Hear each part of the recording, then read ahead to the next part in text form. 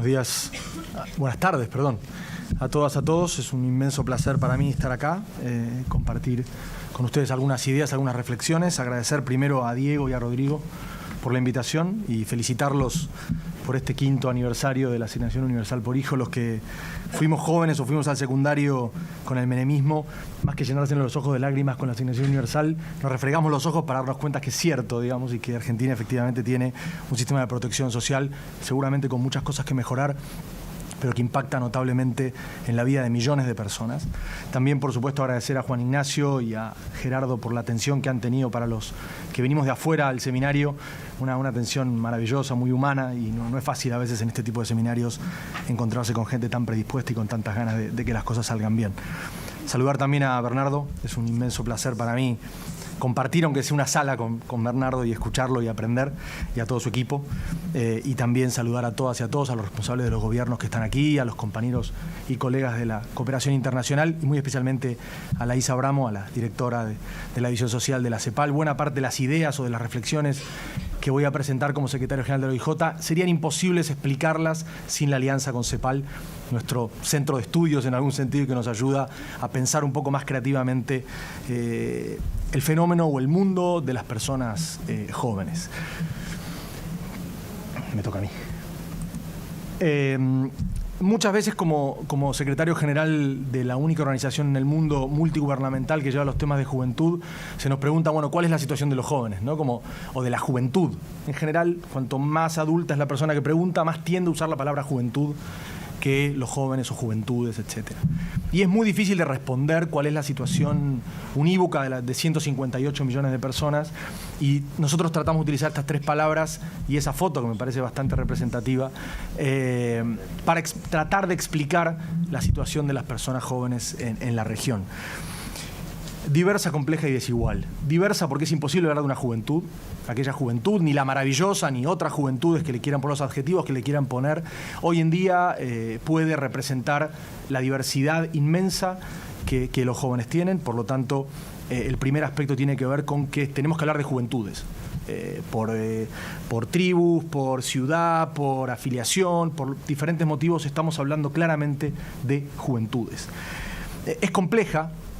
Un estudio que hicimos con CEPAL en el año 2004, el primer informe iberoamericano de juventud, marcaba claramente que los jóvenes son la generación mejor formada de la historia, la más desempleada. La generación mejor provista de salud de la historia, la que más muere por causas externas de muerte. La generación con la perspectiva más global de la historia, sin embargo, la que más migra de manera incierta o de manera compleja. Y otras paradojas, son 9 las paradojas que descubrimos en aquel año con CEPAL, que marcan que la complejidad también es una palabra que define a las personas jóvenes. Y por otro lado, la gran palabra, el apellido que más nos duele a América Latina, que tiene que ver con la desigualdad. Si la sociedad de América Latina es desigual, los jóvenes son mucho más desiguales que el resto de la sociedad. Y no me estoy refiriendo a que haya un país que sea más desigual que otro. Me estoy refiriendo a que en un mismo barrio la desigualdad es tremenda. Hay una foto, un informe de PNUD de no hace mucho tiempo que muestra, creo que es una foto en San Isidro, donde había una medianera entre una mansión y una villa miseria. Eso no pasa únicamente en determinados lugares, sino que en Tegucigalpa, en México DF, en Guatemala y en otros lugares encontramos esa diversidad a flor de piel. Y los jóvenes son, lamentablemente, los principales protagonistas. Por lo tanto, es imposible explicar la situación de los jóvenes si uno no parte de cierta flexibilidad apoyado en estas 3 palabras. Me interesa mucho hablar desde lo que nosotros hemos ido descubriendo. Nosotros, digo, con CEPAL y con otras instituciones de la cooperación internacional en materia de juventud. El principal aspecto que nosotros tratamos de cambiar desde la OIJ de un tiempo a esta parte es que la mayoría de los estudios sobre juventud giran en torno a lo que los jóvenes no tienen. La mayoría de los recursos que se gastan en investigar a las juventudes están en torno al trabajo que no tienen, al colegio que no asisten, a la salud que no tienen, a la paz que no tienen, etc. Entonces, nos pareció que era importante. La OIJ es una organización pequeña, no tenemos tanto dinero como nos gustaría, no investigamos tanto como nos gustaría, pero que los estudios que lleváramos adelante fueran un poco más en línea con aquellas cosas que los jóvenes sí tienen para decir, para expresar, para soñar o para reclamar, digamos. Y en los últimos 5 años hicimos 5 investigaciones, estudios, análisis que van un poco en esa línea. El primero tiene que ver, los trajes además, ya que los tenemos, los trajes, el exceso de equipaje vale la pena pagarlo a veces. El primero fue el estudio sobre el bono demográfico que hicimos con CELADE, que es la división de población de la CEPAL. Jimena explicaba, me parece, con mucha claridad los desafíos en torno al bono demográfico. Hay que decir que, con excepción de los países que Jimena explicó, destacando que Uruguay nunca tuvo bono demográfico, creo, porque se le venció allá por el año 1963, América Latina vive todavía en pleno proceso de bono demográfico. Esto es una inmensa oportunidad, ¿sí? Esto significa que hay muchas más personas de 15 a 64 años que las que hay de 0 a 15 o de 64 para adelante. Esto implica que hay muchas más personas en edad de trabajar que en edad de ser cuidadas o en edad de ser pasivas, digamos. Eso representa una inmensa oportunidad. Jimena explicó algunas de las variables. La principal variable, tal vez, para aprovechar el bono demográfico es que las personas que hoy pueden trabajar, trabajen. Y dicho en términos ancesianos, de lo contrario nadie va a poder pagar las pensiones y las jubilaciones del futuro. Por lo tanto, aprovechar el bono demográfico, el bono no sea una hipoteca, implica invertir mucho más en personas jóvenes, invertir mucho más en las personas que hoy en día necesitan trabajar para hacer sostenibles los sistemas de seguridad social. En el 2012, con las principales agencias de Naciones Unidas, hicimos un decálogo o un veinteálogo de políticas públicas de juventud. Descubrimos un mundo interesantísimo. Hay muy buenas políticas públicas de juventud en la región, muy buenas. El desafío que la mayoría tienen es volverse universales. Entre las políticas que destacamos: compromiso educativo en Uruguay, oportunidades en México, avancemos en Costa Rica, ProUni en Brasil, Conectar Igualdad en Argentina. Programas que tienen en sus intencionalidades volverse universales, que es el gran desafío de las políticas públicas en la región. Recuerdo seminarios que he participado hace 10 años, por ejemplo, en donde a presentar buenas prácticas venían ONGs. Tengo el absoluto respeto por las ONG, por supuesto, han cumplido un rol importantísimo en la región, pero es importante lo que pasó hoy a la mañana, en donde las principales políticas públicas vienen a ser presentadas por los propios gobiernos, con sus deficiencias, con sus aspectos a mejorar, pero las presentan los gobiernos. En los 90 los gobiernos tenían muy poco para decir en materia de políticas públicas, por lo tanto, hoy en día sí podemos decir que la región tiene buenas políticas públicas de juventud, a las que le falta universalizarse, a las que le falta dar algunos pasos, pero en el fondo uno encuentra buenas políticas públicas de juventud. En el 2013 hicimos tal vez el esfuerzo más interesante y el esfuerzo que más va en línea con dejar de hacer estudios sobre lo que los jóvenes no tienen y preguntar lo que sí tienen, que es la primera encuesta iberoamericana de juventudes. Un esfuerzo inmenso financiado por la CAF y por el BID, y con la asistencia en términos creativos y en términos de desarrollo del PNUD, de la UNAM y de la CEPAL. Hicimos por primera vez en la historia una encuesta al mismo tiempo, con el mismo cuestionario, con la misma metodología, en 20 países de la región. No pudimos hacerlo en Cuba porque era telefónica. El año que viene la vamos a hacer presencial y vamos a incluir finalmente a Cuba dentro de los 21 países de la región iberoamericana. Y nos encontramos un mundo espectacular. Espectacular en cuanto a las sorpresas. En el sentido de que 2 de cada 3 jóvenes creen que van a estar mejor dentro de 5 años. La mayoría de los jóvenes de la región creen en la integración regional, en la solidaridad con los pequeños países, en una moneda única, en la eliminación de las fronteras. En general, los jóvenes son más conservadores de lo que creíamos. Brasil se diferencia, como dirían en el fútbol, juega de arquero, juega de portero, ¿no? Si todos los jóvenes de la región son optimistas, en general los brasileños se mostraron pesimistas. Si la mayoría de los jóvenes de la región son un poco más conservadores de lo que creíamos, los jóvenes brasileños en general son más abiertos a temas como la legalización de las drogas y otras cuestiones. Encontramos un mundo muy interesante en materia educativa. Darío daba algunas pistas, pero efectivamente los jóvenes son muy críticos de la educación, sobre todo cuando se habla en general. Cuando se habla de la propia, la valoran notablemente, pero son extremadamente críticos con los directivos de los colegios. ¿Sí? La falta de apertura al celular, al pelo largo, al tatuaje, a la cultura juvenil, digamos, una educación que parte de lo universal a lo particular y no de lo particular a lo universal. El rechazo hacia los directivos es el aspecto más interesante a destacar en materia de la encuesta que hicimos. En ningún caso le preguntamos si trabajaba o no trabajaba, si tenía algo o lo dejaba de tener, sino qué opinaba de determinadas cuestiones. Y de verdad nos encontramos con un mundo muy rico, muy diverso, y muy desigual, valga el término, pero en algún sentido hicimos un esfuerzo inmenso por poner la oreja y escuchar y tratar de comprender a las personas jóvenes, más que describirlos por si tienen o no tienen trabajo. Hoy a la mañana Bernardo hacía una discusión muy buena sobre qué pasaría si las mujeres no hicieran nada, como mucha gente cree que hace. Hoy tenemos en la región un término que es brutalmente estigmatizante y discriminador, que lo es además al cubo, que son los ninis, ¿no? Que es real, existen, hay un porcentaje de jóvenes que efectivamente no estudian ni trabajan formalmente. Hay un estudio muy bueno del Instituto de la Juventud de España donde demuestra que solo hay un 2% de ninis. El 18% restante o los 18 puntos porcentuales restantes no estudian ni trabajan formalmente, pero hacen de todo, cooperan, colaboran, cuidan a sus hermanos. Por eso los ninis en general tiende a ser el sexo femenino, porque en general son las hermanitas las que primero dejan de trabajar para cuidar a sus hermanos. Por lo tanto, en un escenario en donde los medios de comunicación siguen estigmatizando de manera brutal a las juventudes, me parece que poner la luz, el diario La Nación de Argentina a finales de 2013 hizo una tapa en la revista La Nación en función de la encuesta donde decía la generación optimista. Eso se da de bruces con la mayoría de las notas periodísticas que aparecen en la región sobre las personas jóvenes.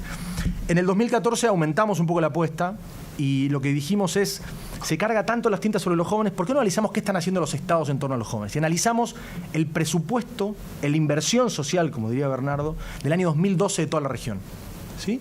Y descubrimos cosas, como siempre, claroscuros, ¿no?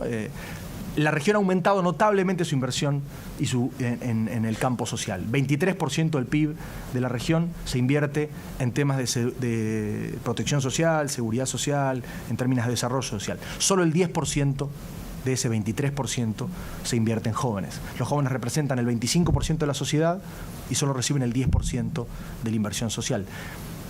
En los últimos 15 días de vida de una persona mayor se gasta lo mismo que los primeros 15 años de vida de una persona joven. La desigualdad en materia de la inversión social es notable. Y si en algún sentido nos preguntamos por qué los jóvenes son más desocupados que los desocupados, son más desiguales que el resto de la sociedad, en algún sentido tenemos que encontrar en esa desigualdad de la inversión social de los países algunas de esas explicaciones.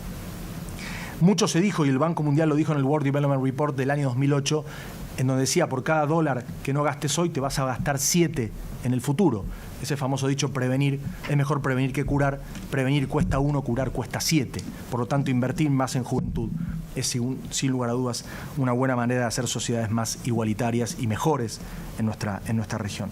El último informe que hicimos es el informe, que no es un informe, en realidad es una hoja mural, que le hicimos recientemente junto a CEPAL, y descubrimos que efectivamente hay 158 millones de jóvenes en la región, que comparándolo con el 2000-2015, América Latina los jóvenes de América Latina y de Iberoamérica están mucho mejor de lo que estaban en el año 2000.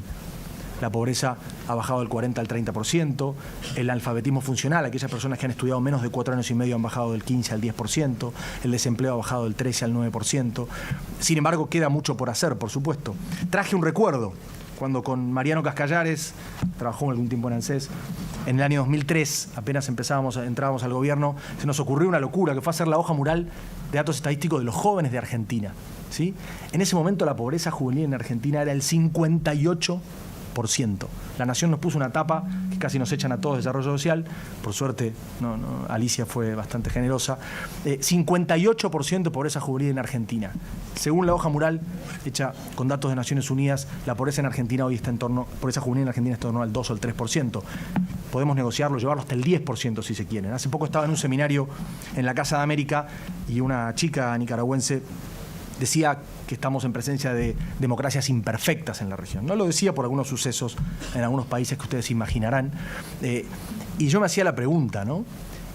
Aquellas democracias del año 2000, con 58% de pobreza en algunos países, ¿es sustentable? ¿Es sostenible una democracia con 58 personas fuera del barco, fuera del bote, caídos del carro?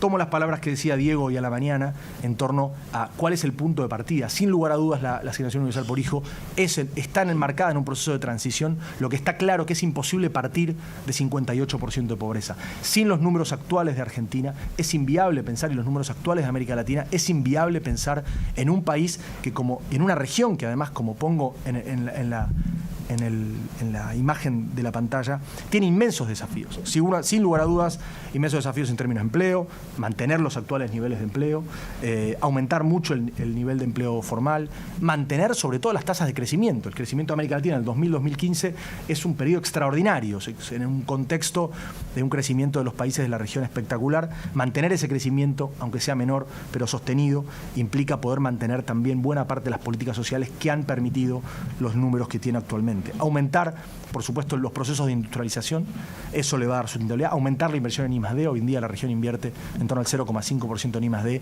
cuando países como China o la Unión Europea están invirtiendo el 3%. Hay desafíos, pero esos desafíos solo se pueden plantear con esta América Latina. Con aquella América Latina no podemos hablar de nada. Podemos hablar de calidad educativa porque tenemos mayor cobertura educativa. En aquella América Latina del 2000 era imposible hablar de muchos desafíos que hoy con orgullo podemos hablar a partir de estos indicadores que tenemos hoy en día. Este es el índice de expectativas juveniles. En la encuesta le hicimos una pregunta, le hicimos 14 preguntas a los jóvenes, cómo estaban hoy, cómo iban a estar dentro de 5 años en torno a su familia, la democracia, el empleo, la educación, sus amigos, etcétera, etcétera. Y armamos este índice de expectativas juveniles con el mismo equipo del PNUD que armó el índice de desarrollo humano. El mismo equipo armamos este índice de expectativas juveniles y nos da algunos datos que pueden marcar un poco la pauta de cómo los jóvenes están viviendo su propia realidad. Por último, efectivamente lo que uno descubre es que los jóvenes creen, que las personas jóvenes, que las juventudes de la región creen todavía en nuestros países, no son apáticos como se nos quiere hacer creer y entienden que el bienestar es una posibilidad real y creo que en algún sentido también lo que reclaman es mayor protagonismo para poder lograrlo. Por último, destacar que nada de lo que el OIJ ha hecho en el último tiempo podría ser posible sin estos grandes socios que hemos tenido en términos financieros, pero también en términos técnicos. Y por último, volver a agradecer a ANSES y volver a felicitar a ANSES por esta asignación universal, pero sobre todo porque, paradójicamente, ya que hablamos de paradojas, hoy en día decir ANSES es decir juventud.